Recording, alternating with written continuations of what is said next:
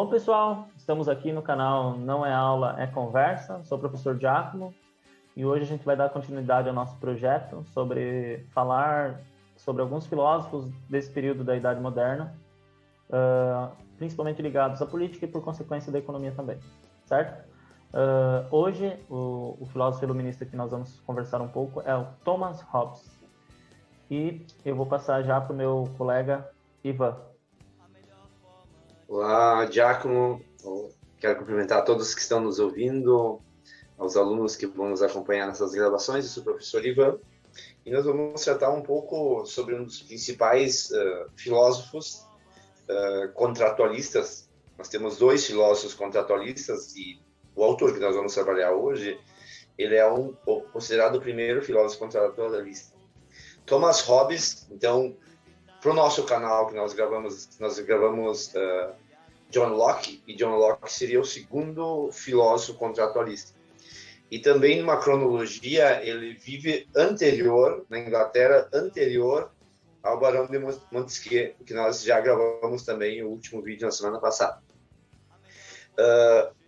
Thomas Hobbes, ele tem uma marca característica, ao contrário do que os outros filósofos, ele é um defensor de um Estado absolutista. Ele justifica, na teoria dele, um Estado absolutista. E ele é conhecidíssimo por algumas frases dele, e eu gostaria de começar justamente falando um pouco desse contexto histórico em que vive Thomas Hobbes, e principalmente um pouco da diferenciação de Hobbes com Maquiavel, que talvez seria o grande herdeiro dessa corrente, dessa justificativa absolutista do poder, não baseado na religião, mas baseado num princípio de racionalidade.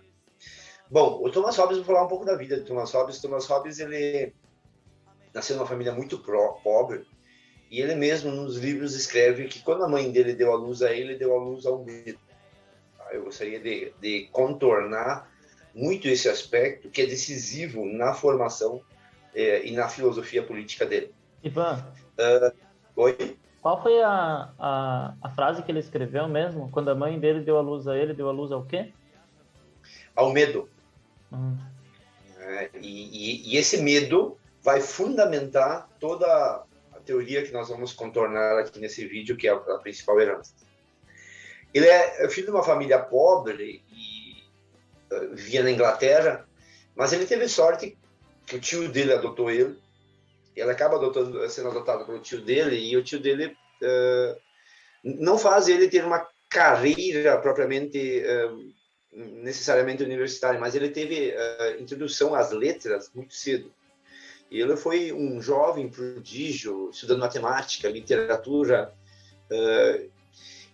E teve um momento em que ele fica professor do Conde de Stanford. E isso é decisivo, porque o Conde de Stanford depois vira uma espécie de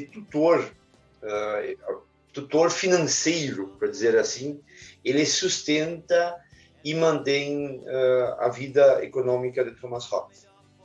O Thomas Hobbes, na vida dele, entra em contato com alguns filósofos da época, principalmente ele viaja à França, conhece Descartes, ele também conhece Galileu Galilei, muito famoso em Paris, e ele, ao mesmo tempo, ele vive numa Inglaterra em que inicia a crise liberal, que nós estávamos vendo nós gravamos Montesquieu.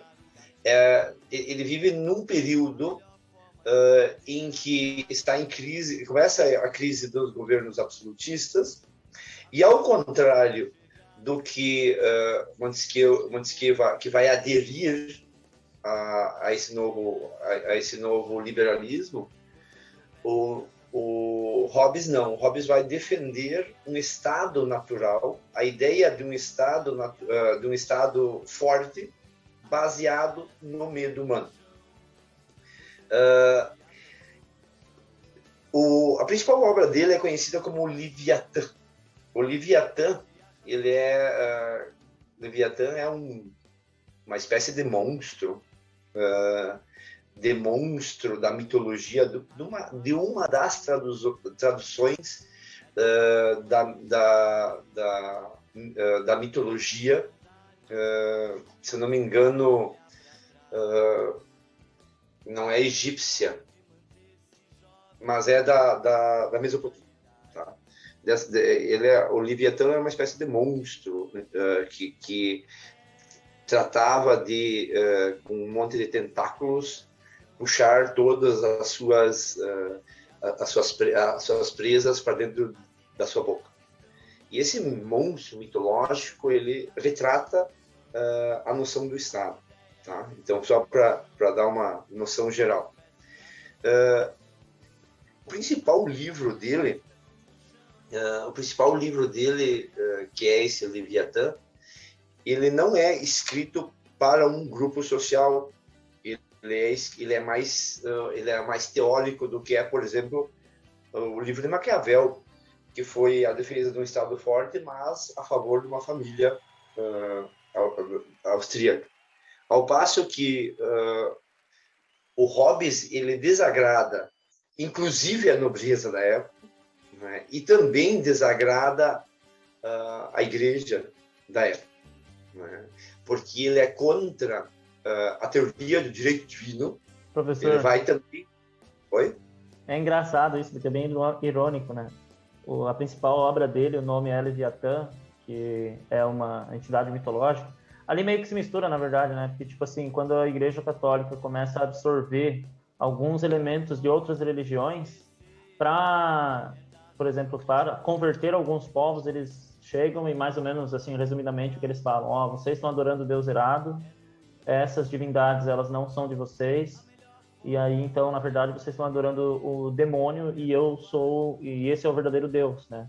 Assim, resumidamente, principalmente eles fizeram isso com os povos africanos e indígenas, mas a questão do próprio Leviatã, ele seria uma entidade do mal, e depois, as novas versões, assim, mais para frente, dizem que Leviatã é um dos nomes do demônio também, mas eles meio que dão um apanhado geral de uns 16, 17 entidades de outras religiões, e eles juntam dizendo que tudo é o demônio, como, por exemplo, Exu, que era uma entidade divina na África, boa e ruim ao mesmo tempo. Eles vão lá e colocam como se fosse só o demônio para, tipo, a conversão ficar mais fácil.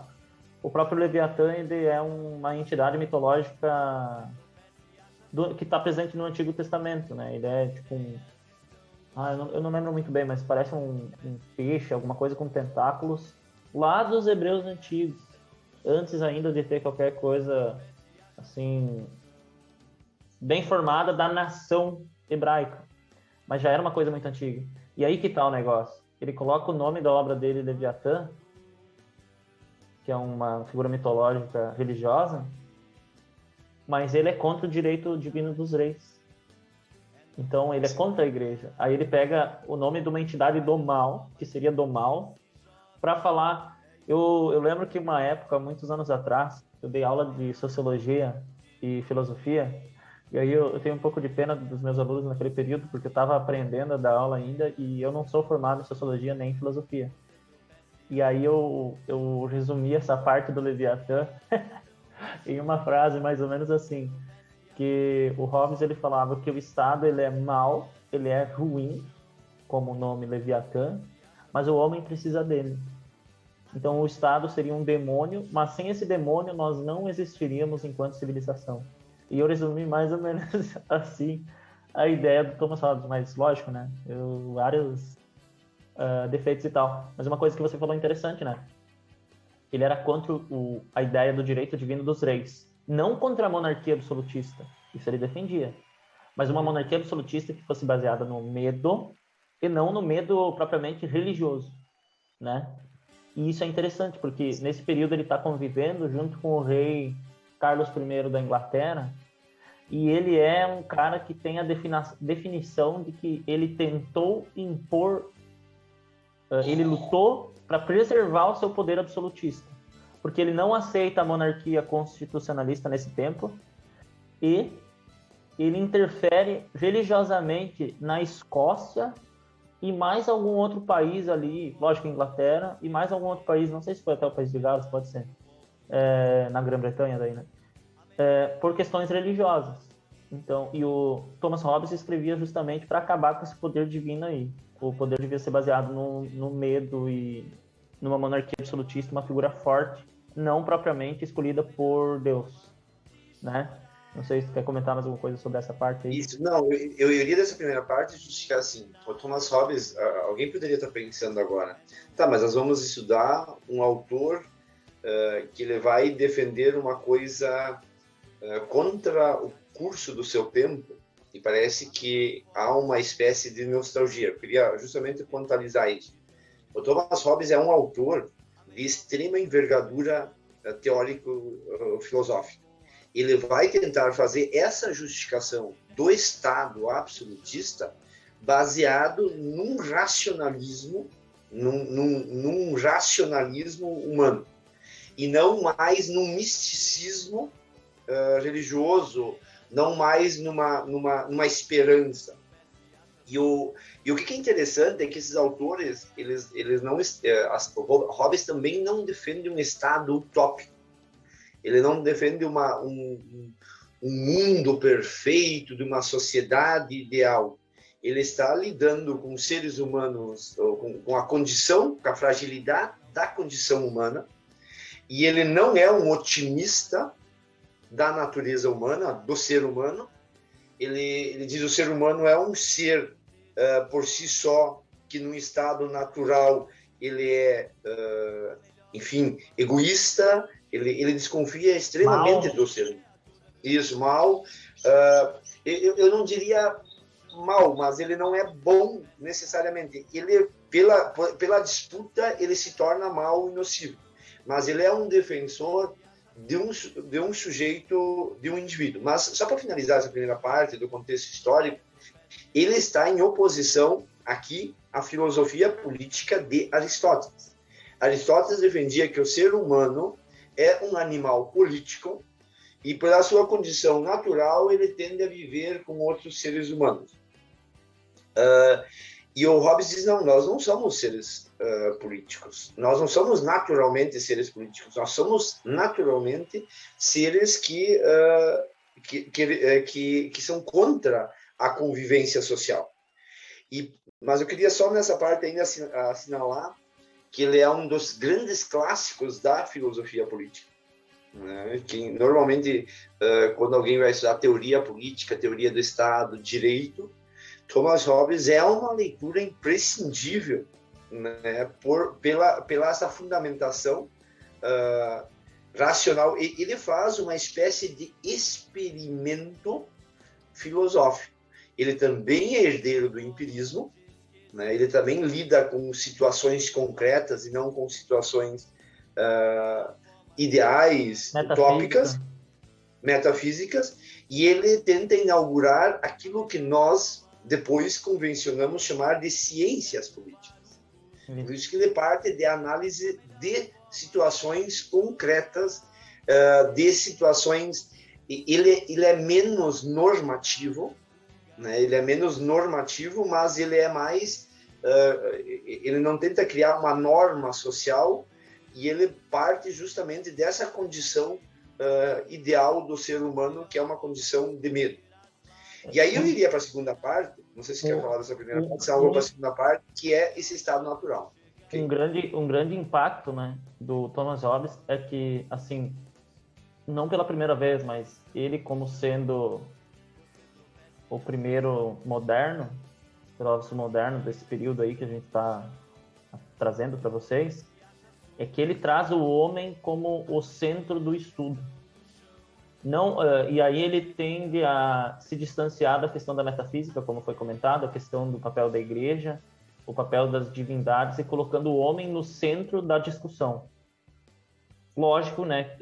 Tipo, ele vai ter algumas ideias meio estranhas e tal, mas ele traz o homem como protagonista de sua própria história, né? Uhum. E isso foi uma coisa muito, assim, relativamente nova, porque antes se colocava que o homem, ele tinha sua importância, mas alguns ainda defendiam o poder da igreja ou da religião, ou pelo menos não descartavam esse poder. Ele não, ele descartava. Depois ele influencia outros, né? Como a gente mesmo falou, né? A gente começou meio ao contrário. Ele é anterior a esses que a gente já apresentou, né? E isso é uma coisa, é o chamado antropocentrismo, essas questões assim, ligado à política, né?